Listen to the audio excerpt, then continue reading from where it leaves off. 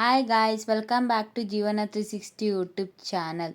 ಇಂದು ನಾವು ಗೋಧಿ ಹಲ್ವಾ ಹೇಗೆ ಮಾಡೋಣ ಅಂತ ತೋರಿಸ್ಕೊಡ್ತಾ ಇದ್ದೀನಿ, ಬನ್ನಿ.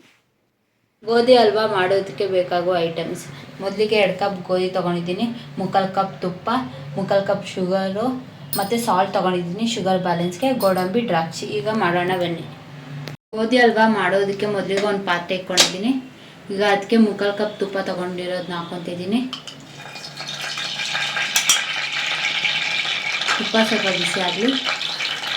ಈಗ ಇದಕ್ಕೆ ಗೋಧಿ ಹಿಟ್ಟು ಹಾಕ್ಕೊತಿದ್ದೀನಿ, 2 ಕಪ್ಪು ಹಸಿದು.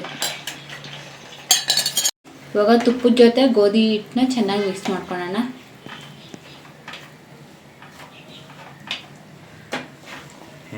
ತುಪ್ಪದ ಜೊತೆ ಗೋಧಿ ಹಿಟ್ಟನ್ನ ಚೆನ್ನಾಗಿ ಮಿಕ್ಸ್ ಮಾಡ್ಕೊಂಡಿದ್ದೀವಿ.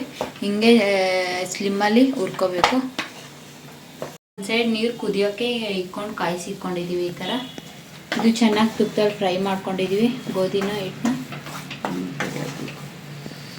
ಈ ರೀತಿ ಕೆಂಪು ಬಣ್ಣ ಬರಬೇಕು, ಹಸಿ ವಾಸನೆ ಹೋಗಬೇಕು ಗೋಧಿ ಹಿಟ್ಟದು.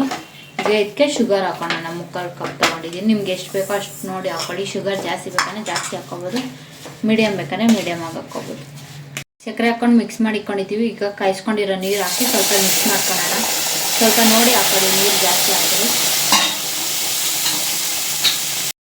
ಹೀಗೆ ನೀರು ಹಾಕಿ ಚೆನ್ನಾಗಿ ಮಿಕ್ಸ್ ಮಾಡ್ಕೊಳ್ಳೋಣ, ಗಂಟಾಗದಿದ್ದಂಗೆ.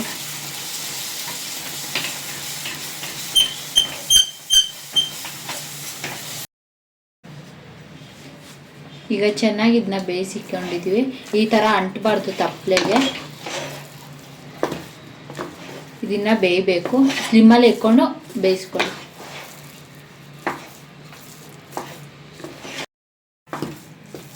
ಶುಗರ್ ಎಷ್ಟು ಬೇಕೋ ಹಾಕ್ಕೊಳ್ಳಿ. ನಿಮ್ಗೆ ಸ್ವೀಟ್ ಜಾಸ್ತಿ ಬೇಕಂದ್ರೆ ಜಾಸ್ತಿ ಹಾಕೋಬೋದು, ಕಡಿಮೆ ಬೇಕಂದ್ರೆ ಕಡಿಮೆ ಹಾಕೋಬೋದು. ನಾವು ಸ್ವಲ್ಪ ಜಾಸ್ತಿನೇ ಹಾಕ್ಕೊತಿದ್ದೀವಿ, ನಮ್ಗೆ ಸ್ವಲ್ಪ ಸ್ವೀಟ್ ಜಾಸ್ತಿ ಬೇಕು. ಈಗ ಶುಗರ್ ಬ್ಯಾಲೆನ್ಸ್ಗೆ ಸ್ವಲ್ಪ ಸಾಲ್ಟ್ ಹಾಕೊಳ್ಳೋಣ.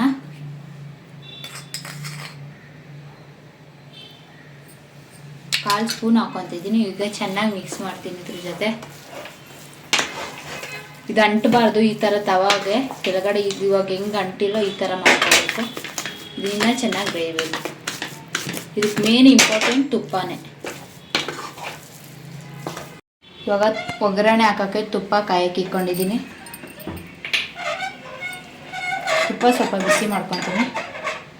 ಇವಾಗ ತುಪ್ಪ ಬಿಸಿ ಆಗಿದೆ. ಇದಕ್ಕೆ ಗೋಡಂಬಿ ಹಾಕ್ತಿದ್ದೀನಿ.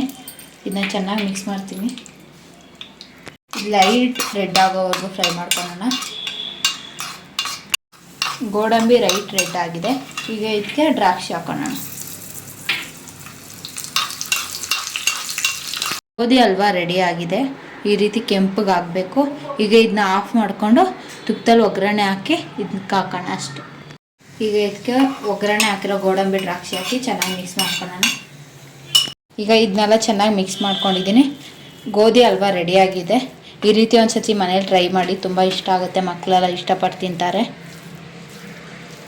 ಇದಕ್ಕೆ ಜಾಸ್ತಿ ಮೇನ್ ಇಂಪಾರ್ಟೆಂಟೇ ತುಪ್ಪ.